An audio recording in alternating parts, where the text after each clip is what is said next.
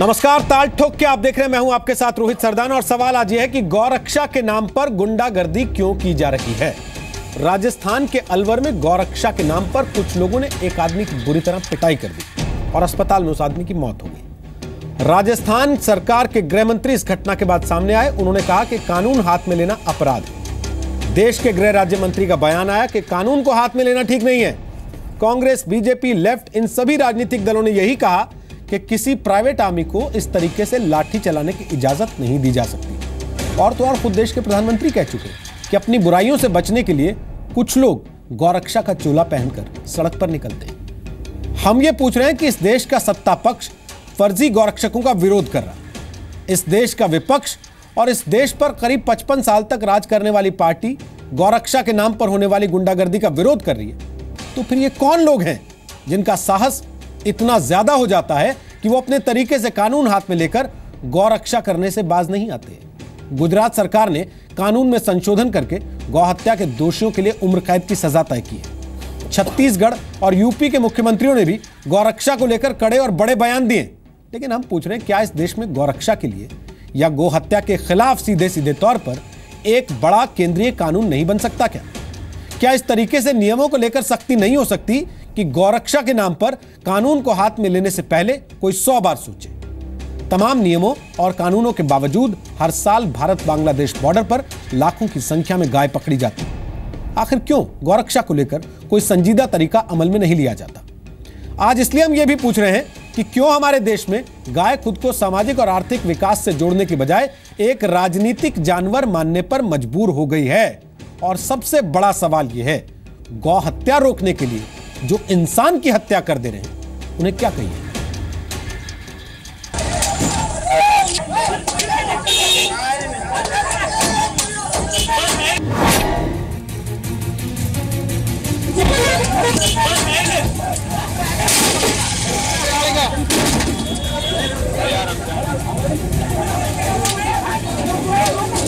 किसी भी चीज़ में कानून हाथ में नहीं लेना चाहिए।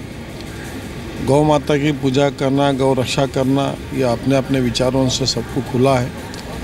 तो इसके चलते इतना हाथ में कानून लेना उचित नहीं है। जब उनको मालूम है कि राजस्थान से गौ तस्करी नहीं हो सकती, कानून बना हुआ है, फिर भी कुछ गौ तस्कर इतने होशियार हैं कि वो इसको ले जाने में पार हो जाते हैं। तो कुछ गौ भक्त भी हैं जिनको जैसी सूचना मिलती है इस कानून के तहत रोकने का प्रयास करते हैं। रोकना तक तो कोई गुनाह नहीं है, लेकिन कानून हाथ में लेना यह अपराध है। गोरक्षक के नाम पे अगर कोई भी कानून अपने हाथ में लेता है तो संविधान के खिलाफ है। पार्लियामेंट में इसके बारे में उठाएंगे। जब पहले चर्चेस की जलन की थी और ये सब इन्होंने ही किया था ना, कि दुनिया में कहें कि यहाँ कोई लोकतंत्र नहीं है, कुछ नहीं है। वो तो मोदी को बदनाम करने की तो एक बड़ा इंडस्ट्री चल रही है। गौरक्षा के नाम पर कुछ लोग अपनी दुकानें खोल करके बैठ गए हैं। मैं राज्य सरकारों को अनुरोध करता हूं कि ऐसे जो स्वयंसेवी निकले हैं, अपने आप को बड़ा गौरक्षक मानते हैं, उनका जरा डोजियर तैयार करो। 70-80% ऐसे निकलेंगे जो ऐसे गोरख धंधे करते हैं जो समाज स्वीकार नहीं करता है, लेकिन अपनी उस बुराइयों को से बचने के लिए ये गौरक्षा का चोला पहन करके निकलते हैं। ताल ठोक के आज का पहला सवाल, गौरक्षा के नाम पर गुंडागर्दी क्यों की जा रही है? दूसरा सवाल, क्या प्रधानमंत्री मोदी के मिशन को गौरक्षा के नाम पर फ्लॉप किया जा रहा है? तीसरा सवाल, हिंदुस्तान में गाय को राजनीतिक जानवर किसने बनाया? चौथा सवाल, गाय को बचाने के लिए इंसान की जान लेना सही कैसे ठहराया जा सकता है? और ताल ठोक के आज का पांचवा सवाल, गाय की रक्षा करने वालों का हौसला किसने बढ़ाया? तो आपको बता दें कि आज हमारे साथ कौन कौन मेहमान मौजूद हैं। विजय शंकर तिवारी हमारे साथ हैं, वो विश्व हिंदू परिषद के प्रवक्ता हैं, भारतीय धरोहर मैगजीन के एडिटर इन चीफ हैं। मौलाना अब्दुल रहमान आबिद हमारे साथ हैं, इस्लामिक स्कॉलर हैं, इंडियन मुस्लिम राबिता काउंसिल के महासचिव हैं, दारुल उलूम देवबंद के ओल्ड बॉयज एसोसिएशन के सलाहकार बोर्ड से जुड़े हैं। मुकेश पारिक हमारे साथ हैं, वो राजस्थान बीजेपी के क्षेत्रीय अध्यक्ष हैं। आचार्य विक्रमादित्य हमारे साथ हैं। वो गौरक्षा सेना के संरक्षक हैं और एक गौशाला भी चलाते हैं जिसमें 100 से ज्यादा गायें उन्होंने रखी हैं, ऐसा उनका दावा है। और अभय दुबे कांग्रेस पार्टी के राष्ट्रीय प्रवक्ता हैं। आप सबका स्वागत है आज ताल ठोक के कार्यक्रम में। विजय शंकर तिवारी जी, सबसे पहला सवाल मेरा आपसे है, उसके बाद मैं जाऊंगा विक्रमादित्य जी के पास। क्या आप इस बात की पैरवी करते हैं कि गौ हत्या को रोकने के लिए इंसान की हत्या कर दी जाए?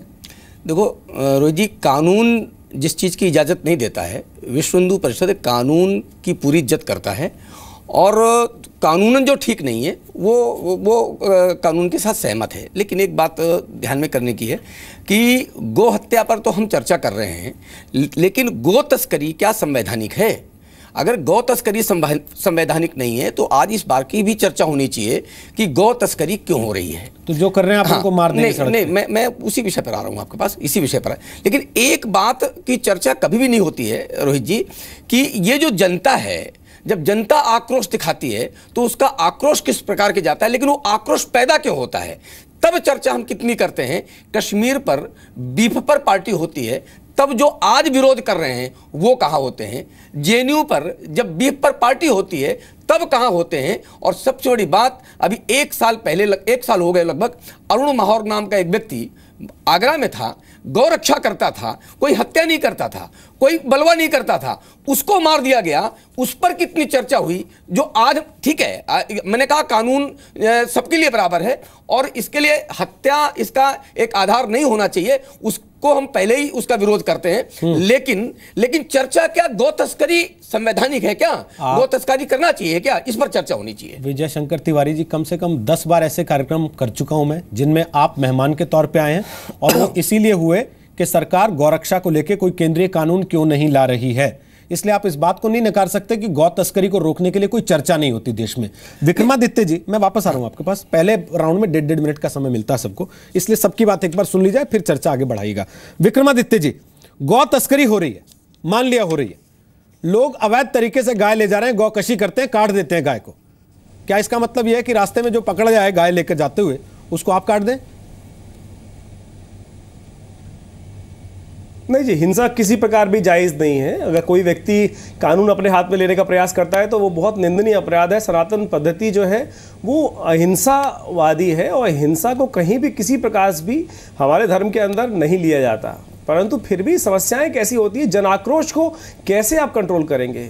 अगर व्यवस्थाएं अपने अनुरूप नहीं चल रही हैं, सरकार की जो लॉ एनफोर्सिंग एजेंसीज हैं वो सही काम नहीं कर रही हैं, तो जन आक्रोश को आप कैसे बराबर करेंगे? कोई व्यक्ति इसको किसी प्रकार से, मैं कम से कम इस बात को किसी कतई 1% भी ठीक नहीं मानता कि किसी व्यक्ति की आप हत्या कर दो।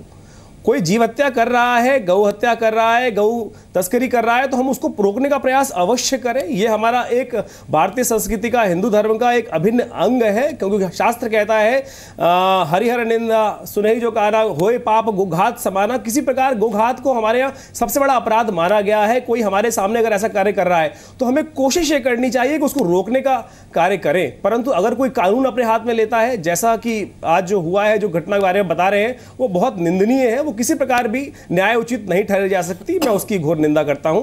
परंतु समझना यह पड़ेगा कि किस कारण से हो रहा है। अगर लॉ एनफोर्सिंग एडमिनिस्ट्रेशन अपना काम ठीक करे तो शायद ऐसी अवस्था नहीं बनेगी और उसको हम रोक सकते हैं बहुत कुछ प्रकार से। लॉ एनफोर्सिंग एजेंसीज जो है वो शायद ठीक काम नहीं कर रही है। देखिए इस घटना के अंदर कैसे पता चला कि एक बताइए 200 आदमी इकट्ठे हो गए, कोई प्लान घटना नहीं थी साहब रोहित जी, कोई प्लान घटना नहीं थी। ठीक है, एक घटना सामने घटी है तो 1.5 मिनट हो गया है। मुकेश पारिक राजस्थान बीजेपी के अध्यक्ष हैं, जरा मैं उनसे पूछ लेता हूं, हम बनाना रिपब्लिक में रहते हैं क्या मुकेश पारिक, जहां कोई लॉ एंड ऑर्डर नहीं है, जहां भीड़ अपने आप सड़क पे तय करती है कि जो आदमी गाय लेके जा रहा है वो चोरी ही करके ला रहा है, जो आदमी गाय लेके जा रहा है वो गौ तस्कर है, जो आदमी गाय लेके जा रहा है वो उसको कटवा देगा जाके, और जो आदमी गाय लेके जा रहा है हमें उसे मार देना सड़क पे पीट पीट के, और उसके लिए हम 200 आदमी इकट्ठे कर लेंगे ताकि बाद में कोई पकड़ा ना जाए, पहचाना ना जाए। बिल्कुल ये नहीं है। सरकार ने, राजस्थान सरकार ने भी गाय की तस्करी के खिलाफ, गाय की हत्या के खिलाफ कानून बना हुआ है और उस कानून के अंतर्गत सरकार, पुलिस, प्रशासन कार्य करता है। जहां तक कानून के अंतर्गत अगर कानून के खिलाफ कोई भी काम करता है तो आम जनता को रोकना चाहिए, जागृत होना चाहिए। इसमें कहीं कोई बुराई नहीं है। ये एक जागृति है कि सरकार के कानून के अनुकूल अगर कोई अपराधी या किसी प्रकार का कोई काम करता है और जनता उसमें भागीदार बनती है, रोकती है, उसमें कहीं कोई बुराई नहीं है। लेकिन मैं ये नहीं मानता कि उसके लिए उसको मारा पीटी या और किसी प्रकार का काम करना चाहिए। लेकिन रोकना एक जनता का काम है। कोई इस प्रकार का अपराध कर रहा है, तस्करी कर रहा है, उसकी सूचना देना पुलिस को, और अगर ऐसा कोई वाहन है तो उसको रोकना। लेकिन कई बार ऐसा होता है कि जो लोग तस्करी करते हैं या जो लोग आपराधिक प्रकृति के जो लोग होते हैं वो कई बार अपने साथ हथियार या इस प्रकार का वो भी एक उकसाने का काम करते हैं। मेरा ये मानना है कि कहीं ना कहीं भीड़ के और उनके बीच में ऐसा क्या हुआ है वो तो जांच के बाद पता चलेगा, और ऐसा क्यों हुआ है, किस कारण से हुआ है, ये सारी चीजें हैं। लेकिन उन लोगों ने रोका था, कानून के अनुसार कोई काम नहीं कर रहा, उसको रोकने में कहीं कोई बुराई नहीं है। लेकिन रोकने के नाम पर किसी की हत्या नहीं होना चाहिए, कानून को अपना काम कर देना चाहिए। तो क्या मैं ये समझूं कि आप ये कह रहे हैं कि आगे भी कोई लोग इस तरह की हरकत करेंगे, भीड़ उनको रोकने की कोशिश करेगी, वो नहीं रुकेंगे तो हो सकता है भीड़ फिर ऐसा करे अगर उनके पास हथियार हो तो? मैं यही नहीं, ये खाली कोई भी ऐसा काम हो जो कानून के खिलाफ हो, आम जनता की ये होना चाहिए कि उसकी सूचना पुलिस को दो, उसको रोका जाए। ठीक सर, 1.5 मिनट हो गया आपका पूरा। आप कह रहे हैं कि आम जनता पुलिस को सूचना दे, खुद उस तरह का काम ना करे। हालांकि जो आपने पहले बात कही थी उसका संदेश कुछ और जा रहा था। अभय दुबे साहब, क्या आपको लगता है कि राज्य सरकारों के कानून पर्याप्त नहीं है जो मौजूदा स्थिति है उसको रोकने के लिए? अगर आप आतंकवाद को कर्ब करने के लिए एक बड़ा कानून लाते हैं पोटा जैसा, तो आपको इस तरीके के दहशतगर्दी को रोकने के लिए भी कोई बड़ा कानून लाने की सख्त जरूरत है, और इन लोगों के साथ भी वैसा ही व्यवहार होना चाहिए जैसा आप कहते हैं कि पत्थरबाजों के साथ करेंगे कश्मीर के। रोहित जी, जो हिंदू धर्म गाय की पूजा का प्रवर्तन करता है, क्या वो किसी मनुष्य के इतने अमानवीय बहिष्कार और अमानवीय हत्या का समर्थक हो सकता है? कतई नहीं। तो ये हिंदू धर्म तो कतई नहीं है जो हिंदू धर्म के नाम पर किया जा रहा है। अभी विश्व हिंदू परिषद के हमारे साथी मित्र ने कहा, तो मैं बता दूं कि भारतीय जनता पार्टी के मेघालय के जो प्रमुख हैं उन्होंने कहा कि नॉर्थ ईस्ट के राज्यों में हमारी सरकार आती है तो गोमांस जारी रहेगा। केरला के भारतीय जनता पार्टी के लोकसभा के उम्मीदवार ने कहा कि मैं प्रतिबद्ध हूं, अगर जीतता हूं तो अच्छे गोमांस की व्यवस्था केरला में करूंगा। अमित शाह साहब गोवा में कहते हैं कि कोई गाय के वध को लेकर केंद्रीय कानून की आवश्यकता नहीं, जहां हमारी सरकारें भी है वहां गोमांस अगर प्रचलन में है तो वहां राज्य के नागरिकों की भावनाओं का हम ध्यान रखेंगे। भारतीय जनता पार्टी के राज्य मंत्री, गृह राज्य मंत्री रिजिजू कहते हैं मैं गोमांस खाता हूं, कैन समबडी स्टॉप मी? तो दोहरे मापदंड नहीं हो सकते। आर्टिकल 48 राज्यों को अधिकार देता है कॉन्स्टिट्यूशन ऑफ इंडिया का कि वो कानून बनाए। जहां तक राजस्थान की घटना है, तो अभी अभी मार्च माह में रोहित जी 3 घटनाएं हुई हैं। कश्मीर के 4 युवकों को बेरहमी से चित्तौड़गढ़ में पीटा गया, कहा कि ये गाय का मांस खा रहे थे। जब जहां एनिमल हस्बेंड्री डिपार्टमेंट ने जांच कराई तो कहा कि नहीं, ये तो गोट का मीट था, ये गाय का मांस नहीं था। एक होटल जयपुर में बंद करा दी गई, और इस प्रकार से बेरहमी से सड़क पर पीट कर। सर, बड़ी अच्छी बातें आपने कही हैं अभय जी, लेकिन दुख तब होता है जब कर्नाटक में एक लड़का प्रशांत पुजारी नाम का मार दिया जाता है, वो गौ हत्यारों को रोकने की कोशिश करते हुए मार दिया जाता है, आप कोई तकलीफ जाहिर नहीं करते। सर, दुख तब होता है जब ये आगरा के जिस दलित लड़के का जिक्र कर रहे थे, अरुण माहौर का, उसे मार दिया जाता है गौ तस्करों के द्वारा, आप उस बात पे भी आंसू नहीं बहाते कि ये बेचारा दलित था। वैसे तो दलितों के लिए आपका प्रेम उमड़ता है, इसलिए दुख होता है। सर, आपको होटल बंधनों पे तकलीफ हो जाती है सर, लेकिन इस बात पे तकलीफ नहीं होती कि उत्तर प्रदेश में, राजस्थान में कितने पुलिस वाले उन गौ तस्करों के ट्रकों के पहियों के नीचे कुचल दिए जाते हैं। सर, डबल स्टैंडर्ड वहां पे भी नजर आता है। मैं वापस आऊंगा आपके पास। अभी मैं मौलाना साहब से एक सवाल पूछ लूं जरा जल्दी से। मौलाना साहब, हम लोग बड़ी दुहाइयां देते हैं, टीवी पे बैठते हैं, सर्वधर्म संभाव की बड़ी मीठी मीठी बातें करते हैं और कहते हैं कि अरे हिंदुस्तान तो गंगा जमुनी तहजीब का देश है, गाय को हिंदू माता मानते हैं, तो मुसलमान भी चेक कर लीजिए कितना मुसलमान गाय खाता है इस देश में। और मैं मानता हूं ये बिल्कुल सच बात है, वाकई नहीं खाता मुसलमान इस देश का गाय। लेकिन सर, जब अजमेर की दरगाह का मुखिया कहता है कि बीफ को बैन कर दो, उसको पद से हटा दिया जाता है। यह डबल स्टैंडर्ड नहीं है क्या?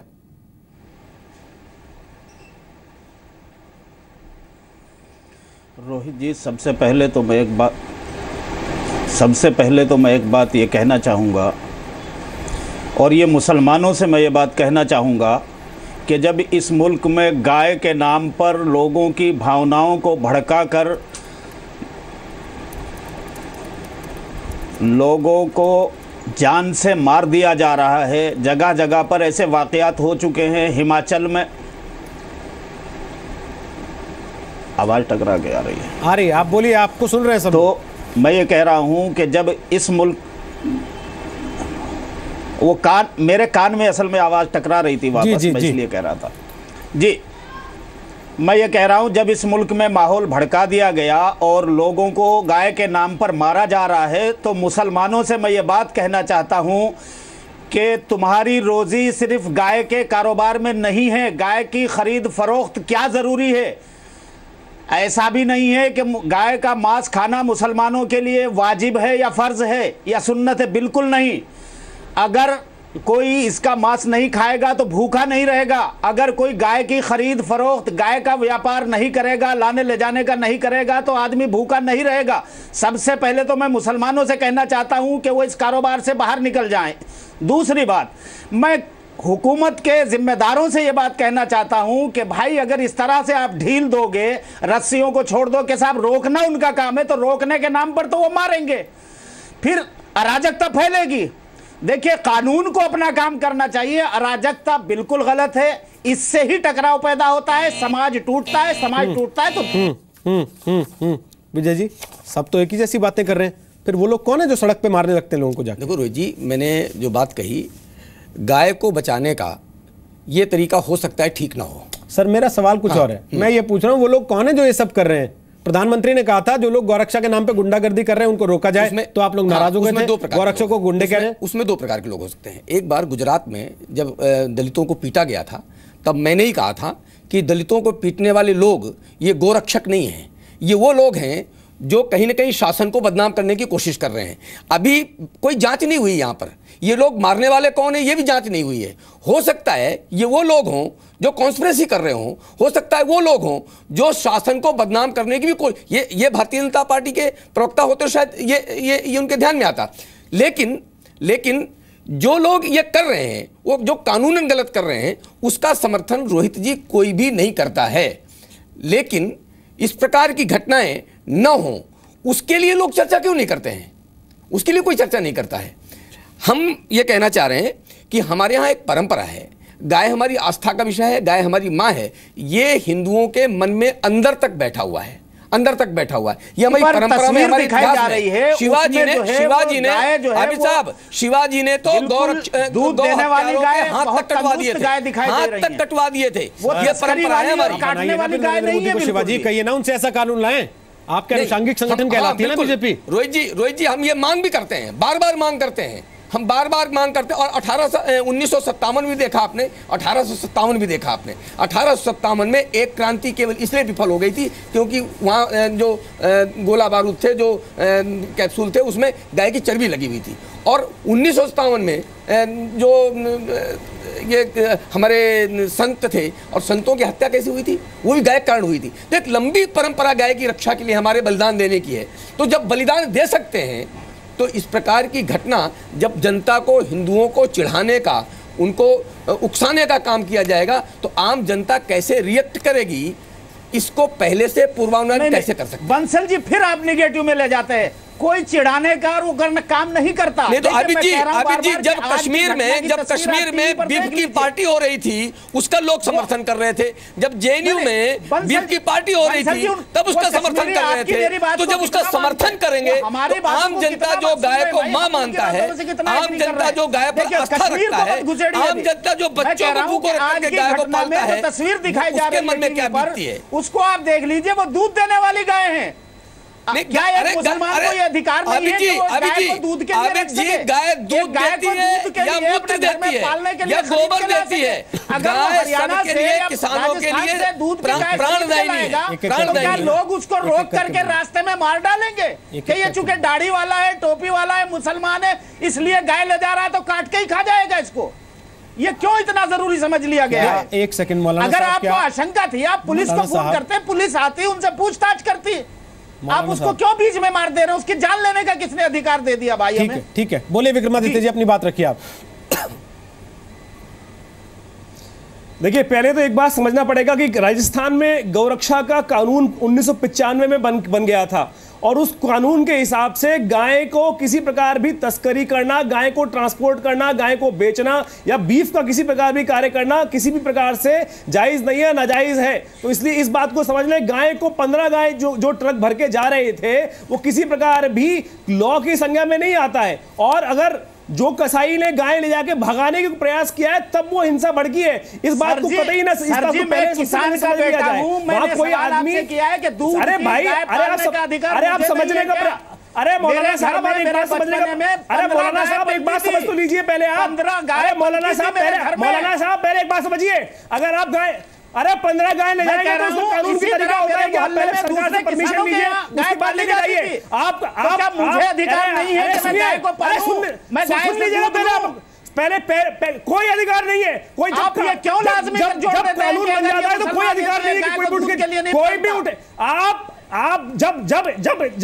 जब राजस्थान सरकार ने 1995 में कानून बना दिया है कि गाय को ट्रांसपोर्टेशन करने से पहले आपको लाइसेंस देना पड़ेगा, तो आप कैसे लेके जा रहे हैं? उसके बाद वो कसाई, उसके बाद अरे अपनी लाइसेंस आप जब लेंगे जब आप थोक में कानून का ट्रांसपोर्टेशन, अगर किसान अपने लिए घर के लिए 2 गाय या कारोबार जोतने के लिए जब कारोबार करने के लाइसेंस लिया आपने, होता है ये खरीद के लाया परमिशन एक एक करके सुनिए मेरी बात, सरकार से पहले मेरी बात सुनिए ध्यान से। आप केवल एक बात ध्यान से मेरी बात सुनिए, ध्यान से मेरी बात सुनिए। गाय पालने के लिए लाइसेंस की जरूरत नहीं है। प्लीज एक एक करके मैं आप दोनों को एक चीज बताता हूँ। अरे गाय पालने के लिए नहीं ले जा रहे विक्रमादित्य जी प्लीज, अगर गाय पालने के लिए विक्रमादित्य जी प्लीज जी। आबिद साहब, अगर वो गाय पालने के लिए ले जाई जा रही होती तो पुलिस ने केस करके उन गौ तस्करों को अंदर नहीं बंद किया होता। आप इस बात को समझिए, या तो आपके पास जानकारी नहीं है या फिर आप गलतफहमी में उनको डिफेंड किए चले जा रहे हैं। आप उसको सुधार सकते हैं चाहे तो।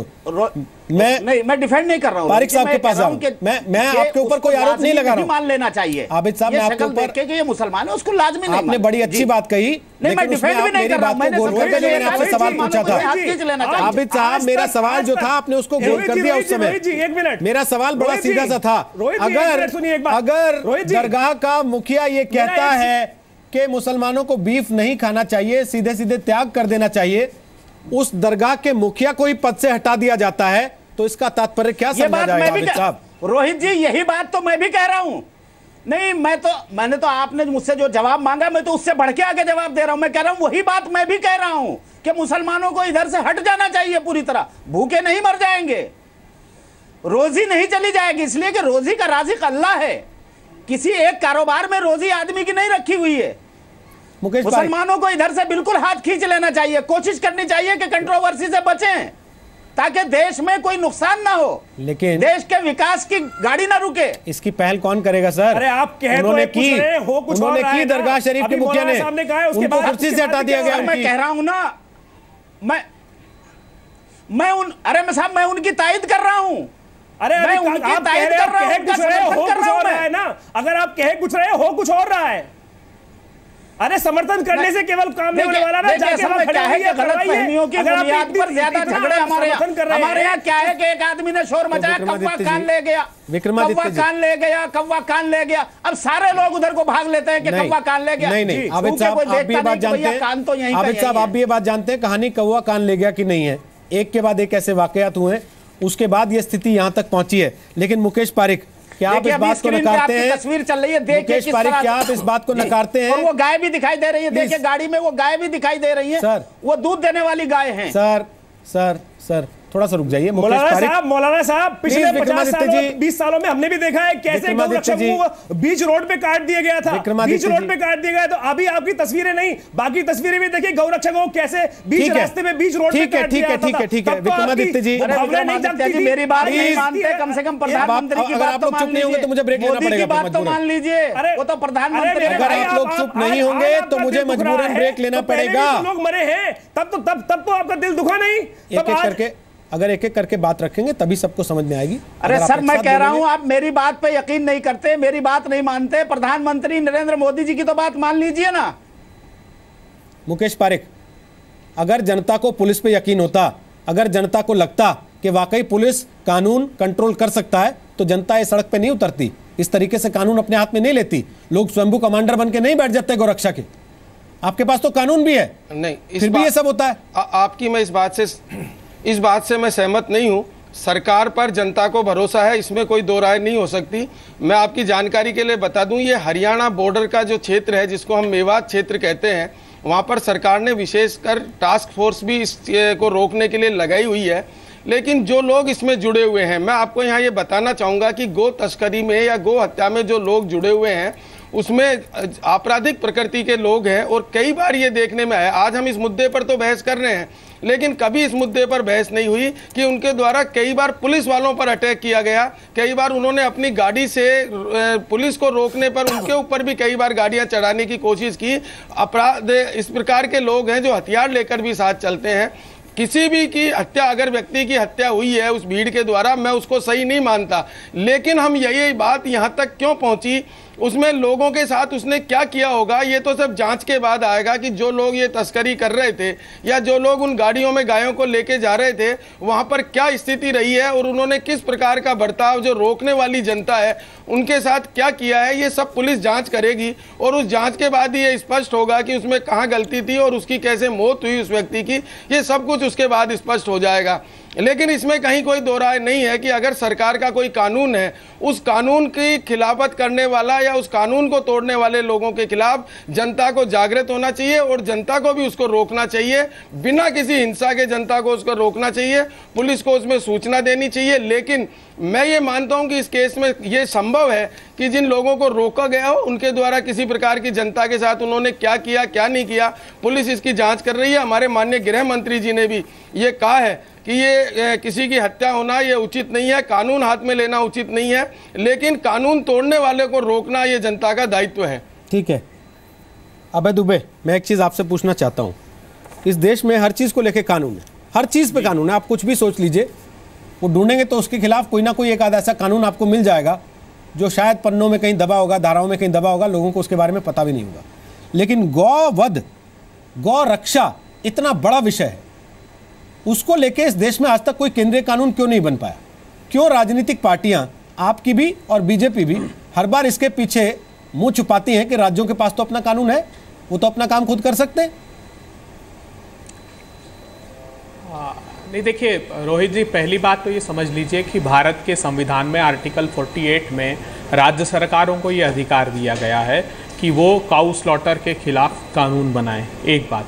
जहाँ तक कांग्रेस पार्टी का पक्ष है, तो हमने तो अब बिहार जैसे राज्य में 1955 में ही हमने काऊ स्लॉटर के खिलाफ कानून बनाया। 1966 याद है आपको? राज्यों में कांग्रेस पार्टी ने, इंदिरा गांधी जी के रहते क्या हुआ था? गौरक्षा के लिए जो लोग जुटे थे संसद में। एक मिनट सुन लीजिए। नहीं, देखिए मैं कितने साधु संतों को गोलियां लगी थी सर, याद है आपको?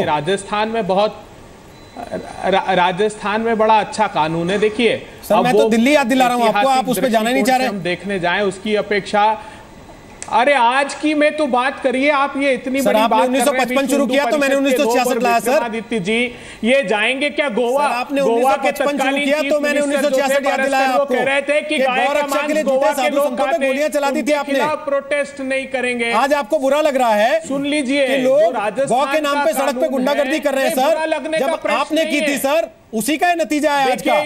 अगर आप लोगों ने तब रोक दिया होता तो शायद आज स्थिति नहीं आती। अगर कांग्रेस ने आज से 50 साल पहले, अगर 50 साल पहले व्यवस्था करने वाले को है, वो तथाकथित गो रक्षा के नाम पर राजनीतिक रोटियां सेकने वालों को इतनी हिम्मत हो गई है, गो तस्करी वालों को, कसाईयों की इतनी हिम्मत हो गई है कि जो आज क्या छद्मवेश धारण करके रखा है। बोलिए रिजिजू के खिलाफ पहले कांग्रेस, अगर बोलिए गोवा के चीफ मिनिस्टर के खिलाफ अगर हिम्मत है तो, अगर 50 साल राजनीतिक रोटियां सेकने से बाज आई है। आज लोगों की इतनी भारतीय जनता पार्टी के तरफ इंक्लिनेशन है ये छद्मवेश धारण करके मत घूमिए। अरे 1900 अभी जो बात चल रही थी गोरक्षा आंदोलन में संतों पे गोली इंदिरा गांधी ने चलवाई थी। पार्लियामेंट के बाहर ही गोली चलवाई थी। देश का गृह राज्य मंत्री अनुमति देता है आपको बचाने वाले की अगर हत्या होती है तो वक्तव्य तो दीजिए उसके खिलाफ। आज आप इस एक हत्या को इशू बना रहे हैं। आप अरे आप मुझे बताइए, राजस्थान का इतना अच्छा कानून है वो तो जो गो तस्करी करने वाले को ही प्रमाण देना होता है, प्रोसिक्यूशन को प्रमाण भी नहीं देना है। गो तस्करी वाले मान रहे हैं साहब, कानून गो तस्करी वाले मान नहीं रहे ना, वो तस्करी वाले मान नहीं रहे हैं। 3 और 4 में ट्रांसपोर्टेशन प्रोहिबिशन है, उसका स्लॉटर प्रोहिबिशन का है, लेकिन 10 बड़े केटल फेयर राजस्थान की सरकार लगाती स्टेट लेवल के, उसमें गाय बेचती है कि नहीं बेचती है? कॉम्पिटेंट अथॉरिटी उन मेलों में अनुमति देती है कि नहीं देती है? ये मरी हुई गाय जाती है और मरे हुए जानवर जाते हैं, कोई जिंदी गायों को नहीं बेचती है। सर मैं एक चीज समझना जिंदी गायों को नहीं बेचती है। अरे मेले में गाय तो बेचते हैं कि नहीं बेचते हैं, ये बताइए। मुकेश पारिक आपने कहा बेचते हैं क्या? मुकेश पारिक आपने कहा, एक सेकंड मुकेश पारिक आपने कहा कि हमने तो टास्क फोर्स भी बनाई है, हमारी पुलिस विशेष तौर पे इस दिशा में काम करती है। सर फिर भी लोग गाय ले जा रहे हैं तस्करी करके, ना उन्हें डर लगता है, ना उन्हें रोक के मारपीट गुंडागर्दी करने वालों को डर लगता है, तो फिर हम क्या समझें सर?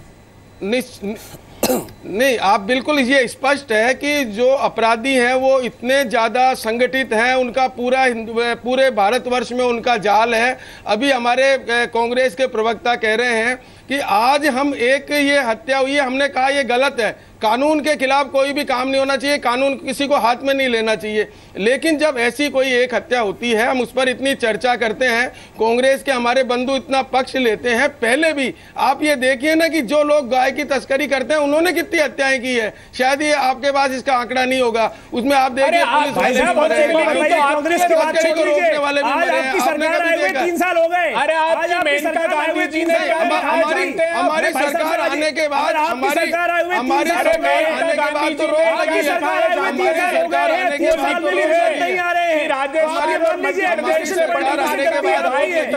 आंदोलन हम चलाते हैं और वो पोरबंदर गुजरात में को लेकर जाएगी सरकार ने अब जाके अगर राजस्थान के अंदर कोई घटना घट रही है तो सरकार की ये नाकामी है। आप ये मान लीजिए सरकार की ये नाकामी है और उसके लिए आप सही से काम नहीं कर रहे। केवल कानून बना देने से कुछ नहीं होगा, कानून का पालन करवाना भी सरकार की जिम्मेदारी है। अगर आप सरकार की उससे भाग नहीं सकते, आप भाजपा की सरकार है तो उसको भी कानून को बाध्य बनवाना पड़ेगा। आपने कानून बनवा दिया, कानून 2095 से बना हुआ है। हम अपेक्षा करते हैं कि आपको उसके लिए बाध्य होकर व्यवस्थाएं बनानी पड़ेंगी। आप उसमें ये ना कहे, हरियाणा के बॉर्डर की बात करते हैं तो हरियाणा में भी कांग्रेस बीजेपी की सरकार ही है। नहीं, हरियाणा में भी बीजेपी की सरकार ही है, नहीं तो आप ये जनमानस को ये ना कहेगी। तस्करी करने वाले लोग जो इतने बरसों से कर रहे थे, आप रिकॉर्ड उठा के देखिए, उसमें रोक लगाई है। आप राज कर रहे हैं, आपकी पुलिस क्या कर रही है? अरे 3 साल से आप पुलिस क्या कर रही है? आप कांग्रेस के वालों को तो आप लाइसेंस फट से दे देते हैं, आप फौरन उनके दिन में ये लाइसेंस लगा देते हैं कि साहब ये तो कांग्रेस ने 50 साल लगा दिए। मैं पूछना चाहता हूँ, ऊना में गुजरात में जिन दलितों को आप लोगों ने मारा था और उनकी वीडियो बना बना के तमाम सोशल मीडिया पे चलाया गया था, क्या वो भी गाँव को मार रहे थे? क्या वो मरी हुई गायों को उठाने वाले दलित जो है जिनको वहाँ मार मार के आप किसी भी मसले को उठाने से इंसानी तरीके से पता कर लिया कीजिए क्या है। जैसा मैंने आपसे पहले कहा, जिन गौ तस्करों की आप पैरवी कर रहे हैं कि वो घर ले जा रहे हो सकते हैं, दूध देने वाली गाय थी, उनके ऊपर गौ तस्करी कानून के तहत ऊना में जो लोग थे वो दलित जो नौजवान थे जिनको पीटते हुए नंगा करके मारा गया। ऊना का मामला भी क्या था, आप जरा उसकी हकीकत पता कर लीजिए। जितना टीवी पे दिखता है हर बार जरूरी नहीं कि वो सच होता हो, इसलिए पहले पैरवी करके पूरी जांच करके आप ही लोगों ने दिखाया, क्या तथ्य रख रहे हैं प्लीज। तमाम मीडिया ने दिखाया है उसको। मैं फिर कह रहा हूं, तमाम टीवी चैनलों ने तो ये भी कहा कि सुनपेड़ में ऐसा हो गया, दादरी में ऐसा हो गया, हैदराबाद में ऐसा हो गया, मुंबई में ऐसा हो गया। वो घटनाएं बाद में गलत निकली कि नहीं निकली? हाँ, तो दादरी में भी एक बेकसूर को लोगों ने जाकर के इसी तरह कानून कहना है दिया। भाई अगर देखिए जनता ही फैसला करेगी तो फिर राजनीतिक पार्टियां, पुलिस किस लिए है, हमारी एजेंसियां किस लिए है? आबिद साहब, मीडिया पुलिस नहीं होती, इस बात को याद रखिए हमेशा। कानून को लागू करना तो एजेंसियों का काम है ना, मीडिया को पुलिस बनाते हैं, जनता को अगर आप अधिकार देंगे कि वो रास्ते में रोक रोक करके जनता जो है उसको कानून इस बात को याद रखिए करने लगेगी तो इसी तरह होगी हत्या। सामने कोई अपराध हो रहा है तो आप पुलिस को आज नू वालों को मारा है, तो सही है। दादरी में जब प्रदेश का मुख्यमंत्री पहले दादरी में मार दिया, दादरी में प्रदेश का मुख्यमंत्री कल को कहीं और बोल रहा हो तो उस प्रदेश को कौन बचाएगा? वहां न्याय कौन करेगा? दादरी की घटना आपको याद है? देखिए सुनिए देखिए, जब तक दादरी की घटना में ये विवाद कहां शुरू? गाय की हत्या में शुरू हुआ। गाय की हत्या में कोई चर्चा नहीं हुई। जुर्म कहना चाहिए और जुर्म करने वाले को सजा मिलनी चाहिए। ये नहीं कि साहब अगर मैंने जुर्म किया तो मुझे सजा मिले, आपने किया है तो नहीं मिले। ये दोहरा पैमाना नहीं होना चाहिए। हाँ, यही मैं कह रहा हूँ, दोहरा पैमाना नहीं होना चाहिए। दोहरा पैमाना नहीं, लेकिन इस देश में ये जो आज हो रहा है वो दोहरे पैमाने के कारण हो रहा है। आगे नहीं बढ़ सकता। एक छोटा सा ब्रेक लेते हैं। नहीं बंसल जी, असल में क्या है कि आप लोगों ने एक करके बोलेंगे तो लोगों को सुनाई देगा, कम से कम आप क्या कहना चाहते हैं वो पता लगेगा। हमेशा टीवी जो दिखा रहा है वो सच हो ये जरूरी नहीं है, इसलिए वेरीफाई करना बहुत आवश्यक है। टीवी ने आपको दिखाया कि बहादुर लड़कियों ने किस तरीके से मंचलों की पिटाई कर दी, बाद में सच क्या आया ये आप लोग बखूबी जानते हैं। टीवी ने आपको दिखाया कि ऑटो रिक्शा वाले ने गाय की खाल का बैग होने की वजह से एक आदमी को ऑटो रिक्शा से उतार के पीट दिया, लेकिन बाद में आपको यह सच पता लगा कि जो टीवी ने दिखाया था वो सच नहीं था। जैसे इस देश की राजनीतिक पार्टियां आपको अपनी जरूरत के हिसाब से हाँकने की कोशिश करती हैं, ठीक उसी तरीके से इस देश के मीडिया का भी एक हिस्सा ऐसा है जो आपको हाँकने की कोशिश करता है।